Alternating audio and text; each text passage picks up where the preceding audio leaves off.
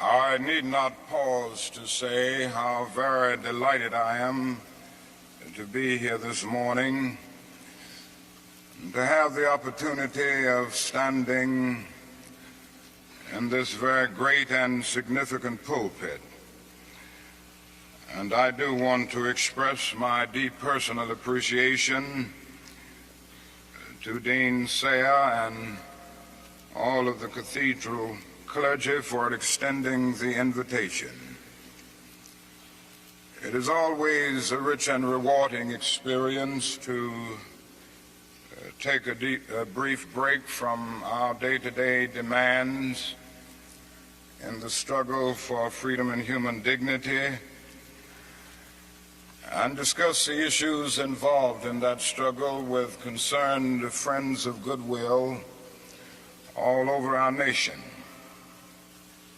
And certainly it is always a deep and meaningful experience to be in a worship service. And so for many reasons, I'm happy to be here today. I would like to use as a subject from which to preach this morning, remaining awake through a great revolution. And the text for the morning is found in the book of Revelation. There are two passages there that I would like to quote. It's in the 16th chapter of that book. Behold, I make all things new. Former things are passed away. I'm sure that most of you have read that arresting little story from the pen of Washington Irving entitled Rip Van Winkle. The one thing that we usually remember about the story is that Rip Van Winkle slept 20 years. But that is another point in that little story that is almost always completely overlooked. It was a sign in the end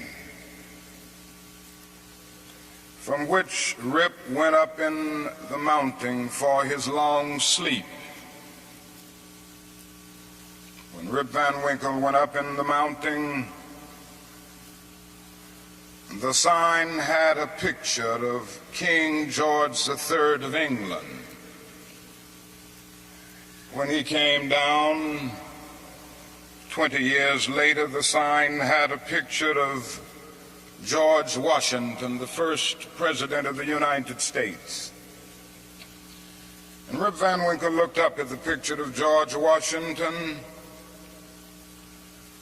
but in looking at the picture, he was amazed. He was completely lost.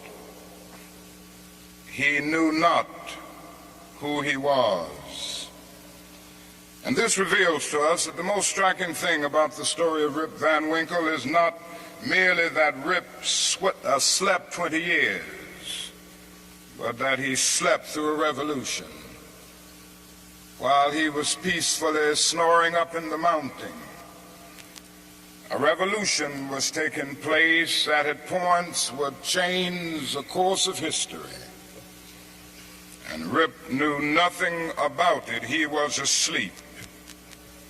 Yes, he slept through a revolution. One of the great liabilities of life is that all too many people find themselves living amid a great period of social change, and yet they fail to develop the new attitudes, the new mental responses that the new situation demands. They end up sleeping through a revolution. there can be no gainsaying of the fact that a great revolution has taken place in the world today. In the sense, it is a triple revolution. That is a technological revolution with the impact of automation and cybernation.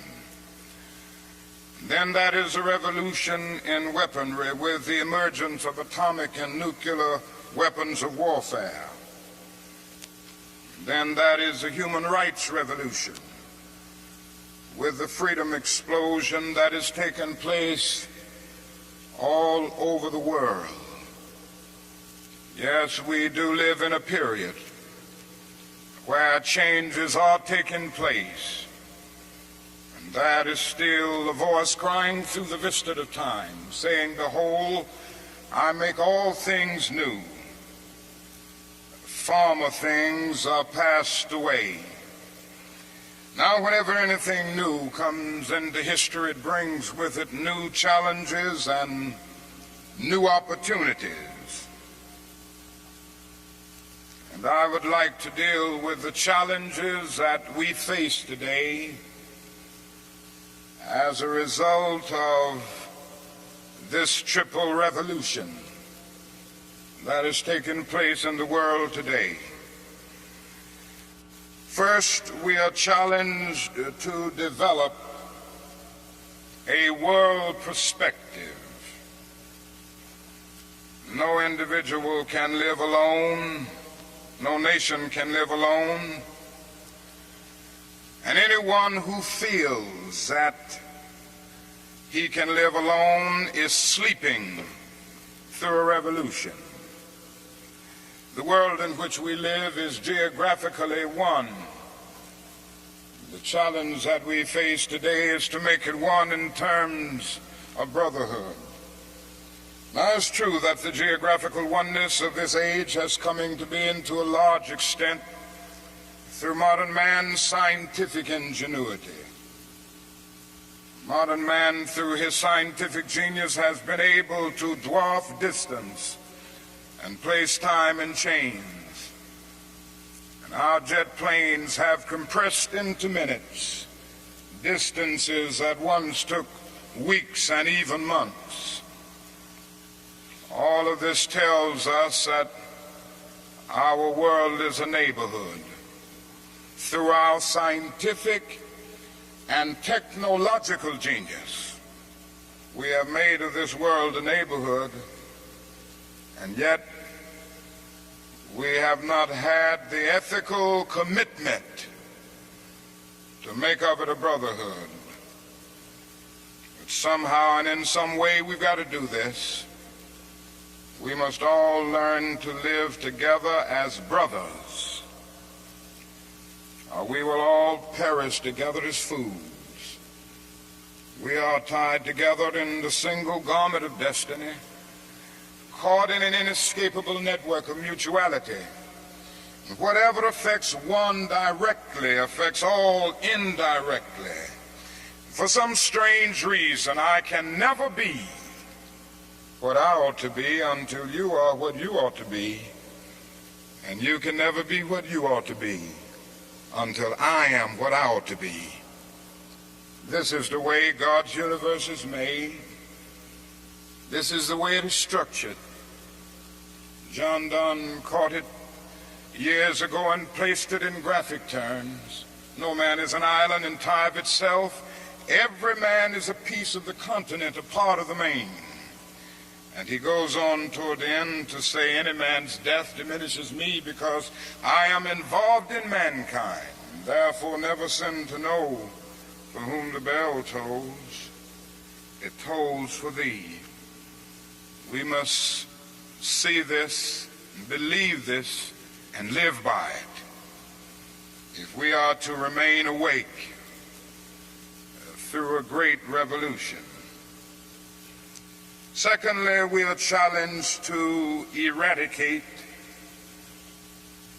the last vestiges of racial injustice from our nation. I must say this morning that Racial injustice is still the black man's burden and the white man's shame. It is an unhappy truth that racism is a way of life for the vast majority of white Americans, spoken and unspoken, acknowledged and denied, subtle and sometimes not so subtle. The disease of racism permeates and poisons a whole body politic. And I can see nothing more urgent than for America to work passionately and unrelentingly to get rid of the disease of racism. Something positive must be done. Everyone must share in the guilt, as individuals and as institutions. The government must certainly share the guilt. Individuals must share the guilt. Even the church must share the guilt. We must face the sad fact at 11 o'clock on Sunday morning when we stand to sing, "In Christ there is no east nor west." We stand in the most segregated hour of America. The hour has come for everybody, and for all institutions, of the public sector and the private sector, to work to get rid of racism. Now, if we are to do it, we must honestly admit certain things and get rid of certain myths that have constantly been disseminated all over our nation. One is the myth of time. It is a notion that only time can solve the problem of racial injustice. And there are those who often sincerely say to the Negro and his allies in the white community, "Why don't you slow up? Stop pushing things so fast. Only time can solve the problem. And if you will just be nice and patient and continue to pray, in 100 or 200 years, the problem will work itself out." Well, that is an answer to that myth. And it is that time is neutral. It can be used either constructively or destructively. And I'm sorry to say this morning that I'm absolutely convinced that the forces of ill will in our nation, the extreme rightists of our nation, the people on the wrong side, have used time much more effectively than the forces of goodwill. And it may well be that we will have to repent in this generation, not merely for the vitriolic words and the violent actions of the bad people, but for the appalling silence and indifference of the good people who sit around and say, "Wait on time." Somewhere we must come to see that human progress never rolls in on the wheels of inevitability. It comes through the tireless efforts and the persistent work of dedicated individuals who are willing to be co-workers with God. And without this hard work, time itself becomes an ally of the primitive forces of social stagnation. So we must help time and realize that the time is always right to do right.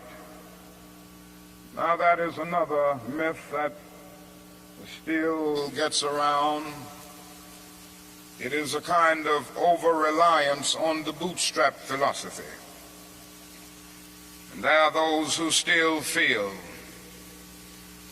that if the Negro is to rise out of poverty, if the Negro is to rise out of slum conditions, if he is to rise out of discrimination and segregation, he must do it all by himself. And so they say the Negro must lift himself by his own bootstraps.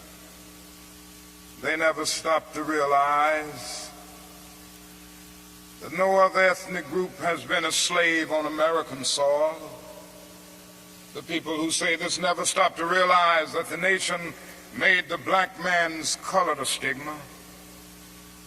But beyond this, they never stop to realize the debt that they owe a people who were kept in slavery 244 years. In 1863, the Negro was told that he was free as a result of the Emancipation Proclamation being signed by Abraham Lincoln. But he was not given any land to make that freedom meaningful. It was something like keeping a person in prison for a number of years and suddenly discovering that that person is not guilty of the crime for which he was convicted. And you just go up to him and say, now you're free. But you don't give him any bus fare to get to town. You don't give him any money to get some clothes to put on his back or to get on his feet again in life. Every code of jurisprudence would rise up against this. And yet this is the very thing that our nation did to the black man. It simply said, you're free, and it left him there penniless, illiterate, not knowing what to do. And the irony of it all is that at the same time that the nation failed to do anything for the black man, through an act of Congress, it was giving away millions of acres of land in the West and the Midwest, which meant that it was willing to undergird its white peasants from Europe with an economic floor. But not only did it give the land, it built land-grant colleges to teach them how to farm. Not only that, it provided county agents to further their expertise in farming. Not only that, as the years unfolded, it provided low interest rates so that they could mechanize our farms. And to this day, thousands of these very persons are receiving millions of dollars in federal subsidies every year not to farm. And these are so often the very people who tell Negroes that they must lift themselves by their own bootstraps. It's all right to tell a man to lift himself by his own bootstraps, but it is a cruel jest to say to a bootless man that he ought to lift himself by his own bootstraps. We must come to see that the roots of racism are very deep in our country.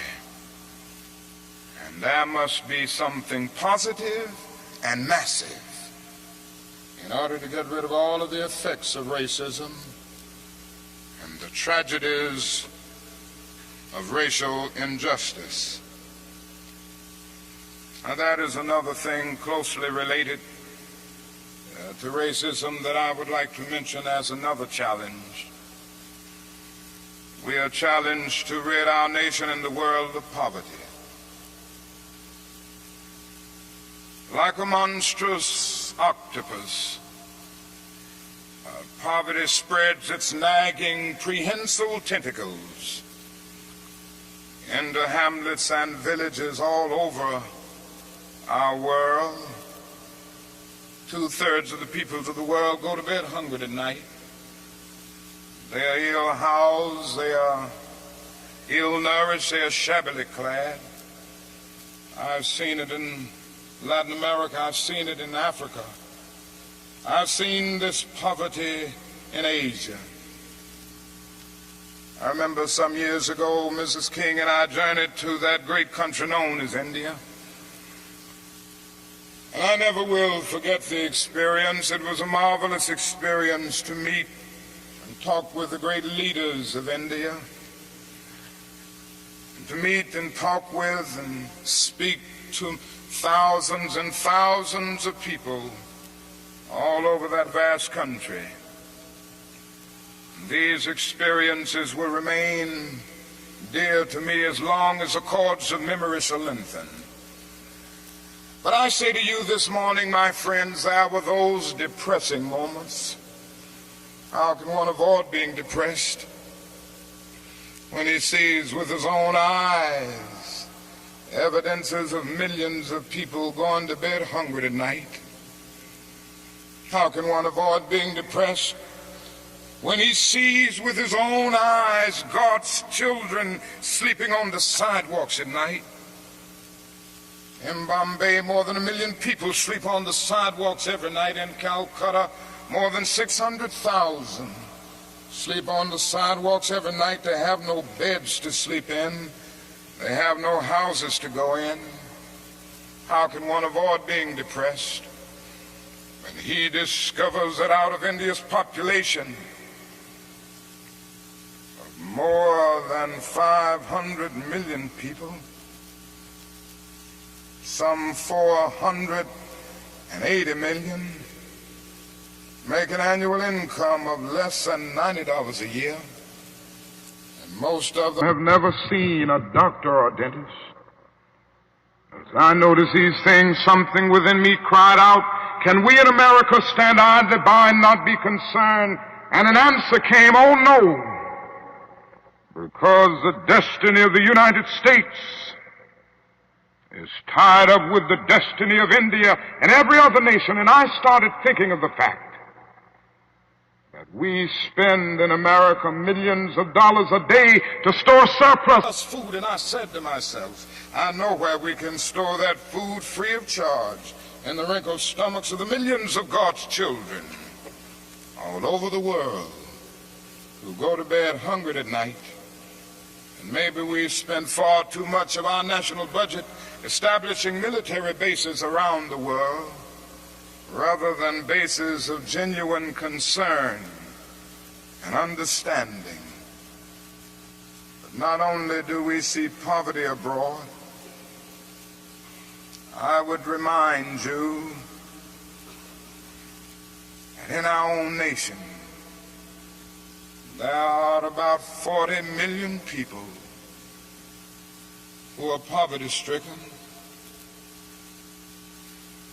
I have seen them here and there.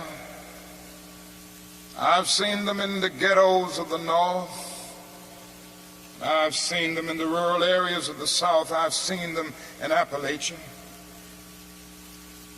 I've just been in the process of touring many areas of our country. And I must confess that in some situations, I have literally found myself crying. I was in Marks, Mississippi the other day, which is in Quitman County, the poorest county in the United States. I tell you, I saw hundreds of little black boys and black girls walking the streets with no shoes to wear. I saw their mothers and their fathers trying to carry on a little Head Start program, but they had no money. The federal government hadn't funded them. They were trying to carry on, and they raised a little money here and there, trying to get a little food to feed the children, trying to teach them a little something. And I saw mothers and fathers who said to me, not only were they unemployed, but they didn't get any kind of income, no old age pension, no welfare check or anything. I said, how do you live? And they say, well, we go around to the neighbors and ask them for a little something. When the berry season comes, we pick berries. When the rabbit season comes, we hunt and catch a few rabbits. And that's about it. And I was in Newark and Harlem just this week. And I walked in to the homes of welfare mothers. I saw them in conditions, no, not with wall-to-wall carpet, but wall-to-wall rats and roaches. I stood in an apartment, and this welfare mother said to me, the landlord will not repair this place. I've been here 2 years. He had made single repair. She pointed out her little boy who was a victim of lead poisoning. She pointed out the walls with all of the ceiling falling through. She showed me the holes where the rats came in. She said, night after night, we have to stay awake, keep the rats and the roaches from getting to the children. I said, how much do you pay for this apartment? She said, $125. And I looked and I thought and said to myself, it isn't worth $60. Poor people are forced to pay more for less, living in conditions day in and day out where their whole area is constantly drained without being replenished. It becomes a kind of domestic colony. And the tragedy is so often these 40 million people are invisible because America is so affluent, so rich, because our expressways carry us away from the ghetto. We don't see the poor. Jesus told a parable one day, and he reminded us that a man went to hell because he didn't see the poor. His name was Dives. He was a rich man. And there was a man by the name of Lazarus, who was a poor man, but not only was he poor, he was sick. Sores were all over his body. He was so weak that he could hardly move. But he managed to get to the gate of Dives every day, wanting just to have the crumbs that would fall from his table. Dives did nothing about it. And the parable ends saying, Dives went to hell, and there was a fixed gulf now between Lazarus and Dives. Now, that is nothing in that parable which says that Dives went to hell because he was rich. Jesus never made a universal indictment against all wealth. It is true that one day a rich young ruler came to him and he advised him to sell all, but in that instance Jesus was prescribing individual surgery and not setting forth a universal diagnosis. And if you will look at that parable with all of its symbolism, you will remember that a conversation took place between heaven and hell, and on the other end of that long distance call between heaven and hell was Abraham in heaven talking to Dives in hell. Now Abraham was a very rich man. If you go back to the Old Testament, you see that he was the richest man of his days. So it was not a rich man in hell talking with a poor man in heaven. It was a little millionaire in hell talking with a multimillionaire in heaven. Dives didn't go to hell because he was rich. Dives didn't realize that his wealth was his opportunity. It was his opportunity to bridge the gulf that separated him from his brother Lazarus. Dives went to hell because he passed by Lazarus every day and he never really saw him. He went to hell because he allowed his brother to become invisible. Dives went to hell because he maximized the minimum and minimized the maximum. Indeed, Dives went to hell because he sought to be a conscientious objector in the war against poverty. And this can happen to America, the richest nation in the world. There's nothing wrong with that. This is America's opportunity help bridge the gulf between the haves and the have-nots. And the question is whether America will do it. There's nothing new about poverty. What is new is that we now have the techniques and the resources to get rid of poverty. But the real question is whether we have the will. In a few weeks, some of us are coming to Washington to see if the will is still alive, or if it is alive in this nation. We're coming to Washington in a poor people's campaign. Yes, we're going to bring the tired, the poor, the huddled masses. We're going to bring those who have known long years of hurt and neglect. We're going to bring those who've come to feel that life is a long and desolate corridor with no exit sign. We're going to bring children and adults and old people, people who've never seen a doctor or a dentist in their lives. We're not coming to engage in any histrionic gesture. We're not coming to tear up Washington. We're coming to demand that the government will address itself to the problem of poverty. We read one day, we hold these truths to be self-evident, that all men are created equal, that they are endowed by their Creator with certain inalienable rights, that among these are life, liberty, and the pursuit of happiness. But if a man doesn't have a job or an income, he has neither life nor liberty and the possibility for the pursuit of happiness. He merely exists. We're coming to ask America to be true to the huge promissory note that it signed years ago. And we're coming to engage in dramatic, non-violent action to call attention to the gulf between promise and fulfillment, to make the invisible visible. Why do we do it this way? We do it this way because it is our experience that the nation doesn't move around questions of genuine equality for the poor and for black people until it is confronted massively, dramatically, in terms of direct action. Great documents are here to tell us something should be done.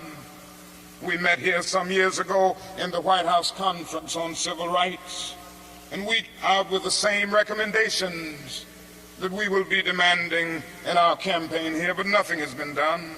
The President's Commission on Technology, Automation, and Economic Progress recommended these things some time ago. Nothing has been done.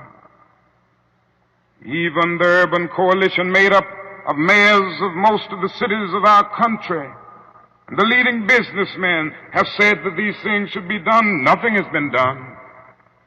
The Kerner Commission came out with its report just a few days ago and then made specific recommendations. Nothing has been done. And I submit that nothing will be done until people of goodwill put their bodies and their souls in motion.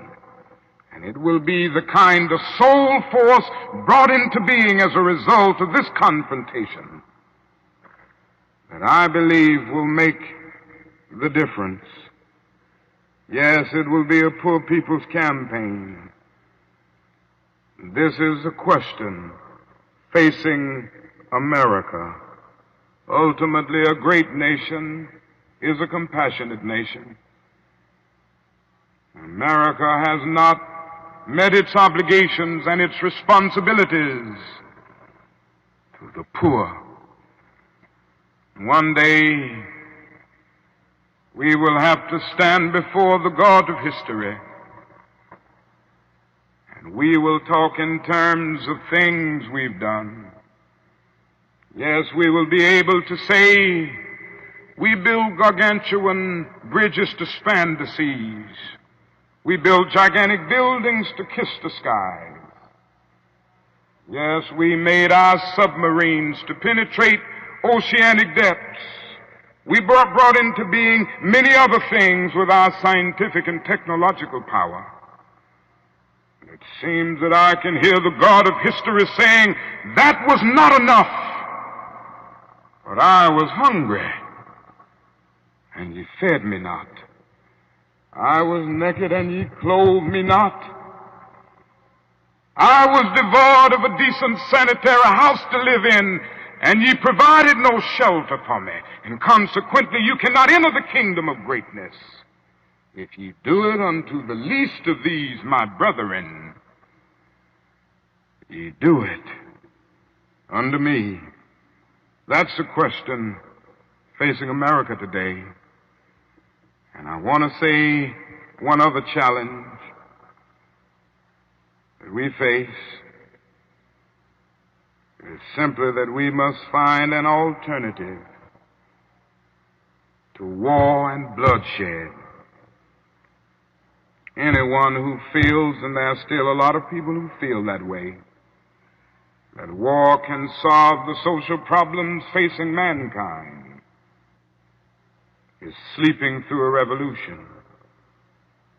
President Kennedy said on one occasion, mankind must put an end to war, or war will put an end to mankind. The world must hear this. I pray God that America will hear this before it is too late, because today we are fighting a war. I'm convinced that it is one of the most unjust wars that has ever been fought in the history of the world. Our involvement in the war in Vietnam has torn up the Geneva Accord. It has strengthened the military-industrial complex. It has strengthened the forces of reaction in our nation. It has put us against the self-determination of the vast majority of Vietnamese people and put us in the position of protecting a corrupt regime that is stacked against the poor. It has played havoc with our domestic destinies. And this day we are spending $500,000 to kill every Viet Cong soldier. Every time we kill one, we spend about $500,000, while we spend only $53 a year for every person characterized as poverty-stricken in the so-called poverty program, which is not even a good skirmish against poverty. But not only that, it has put us in a position of appearing to the world as an arrogant nation. Here we are 10,000 miles away from home, fighting for the so-called freedom of the Vietnamese people when we've not even put our own house in order. And we force young black men and young white men to fight and kill in brutal solidarity. And yet when they come back home, they can't hardly live on the same block together.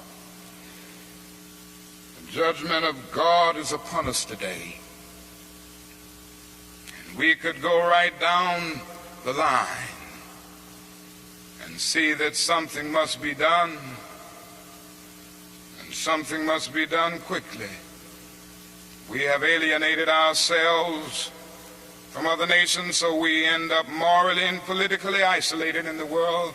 There's not a single major ally of the United States of America that would dare send a troop to Vietnam, and so the only friends that we have now are a few quiet nations like Taiwan, Thailand, South Korea, and a few others. This is where we are. Mankind must put an end to war, or war will put an end to mankind. And the best way to start is to put an end to the war in Vietnam, because if it continues, we will inevitably come to the point of confronting China, which could lead the whole world to nuclear annihilation. It is no longer the choice, my friends, between violence and nonviolence. It is either nonviolence or non-existence, and the alternative to disarmament, the alternative to a greater suspension of nuclear tests, the alternative to strengthening the United Nations and thereby disarming the whole world, may well be a civilization plunged into the abyss of annihilation, and our earthly habitat will be transformed into an inferno that even the mind of Dante could not imagine, This is why I felt the need of raising my voice against that war and working wherever I can to arouse the conscience of our nation on it. I remember so well when I first took a stand against the war in Vietnam, the critics took me on and they had their say in the most negative and sometimes most vicious way. One day a newsman came to me and said, "Dr. King, don't you think you're going to have to stop now opposing the war and move more in line with the administration's policy? Because I understand it has hurt the budget of your organization, and people who once respect you have lost respect. People who once respected you have lost respect for you. Don't you feel that you've really got to change your position?" I looked at him and I had to say, "Sir, I'm sorry, you don't know me. I'm not a consensus leader. I do not determine what is right and wrong by looking at the budget of the Southern Christian Leadership Conference or by taking a sort of Gallup poll of the majority opinion. Ultimately, a genuine leader is not a searcher for consensus, but a mold of consensus. On some positions, cowardice asks the question, is expedient? And then expediency comes along and asks the question, is it politic? Vanity asks the question, is it popular? And conscience asks the question, is it right?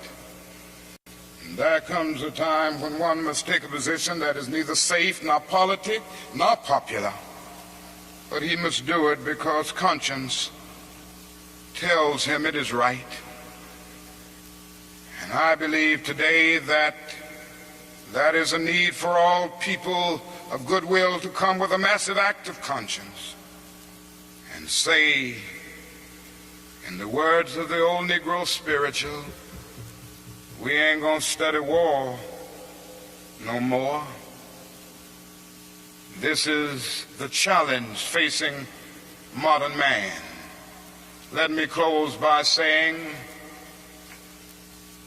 that we have difficult days ahead in the struggle for justice and peace. But I will not yield to a politic of despair. I'm going to maintain hope. As we come to Washington in this campaign, the cards are stacked against us. This time we will really confront a Goliath.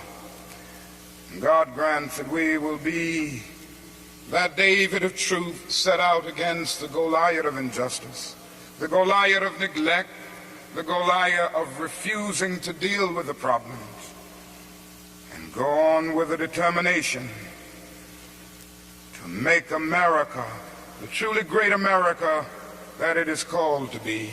I say to you that our goal is freedom,